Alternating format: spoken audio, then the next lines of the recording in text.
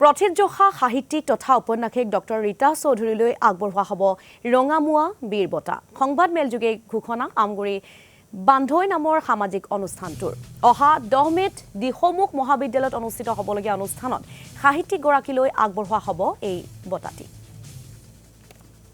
আপোনালোকক জনাবলৈ পাই সুখী হৈছোঁ যে আমাৰ আমগুৰি বান্ধৈ পৰিয়ালে পূৰ্বৰ দৰে আমাৰ যিটো বিশেষ কাৰ্যসূচী ৰঙামুৱা বীৰ বঁটা এই বঁটা প্ৰদান কাৰ্যসূচী আগবঢ়াবলৈ আমি সাজু হৈছোঁ।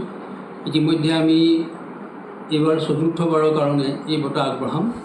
পূৰ্বতে আমি 3জন বৰেণ্য ব্যক্তিক এই বঁটা আগবঢ়াইছিলোঁ আৰু এইবাৰ অসমৰ এগৰাকী অন্যতম প্ৰতিষ্ঠিত সাহিত্যিক আন্তঃৰাষ্ট্ৰীয় খ্যাতিসম্পন্ন সাহিত্যিক ডক্টৰ ৰীতা চৌধুৰী বাইদেউক আমি এই বঁটা দিবলৈ সাজু হৈছোঁ। ইতিমধ্যে তেখেতে এই বঁটা গ্ৰহণ কৰিবলৈ তেখেতৰ সিদ্ধান্ত জনাইছে।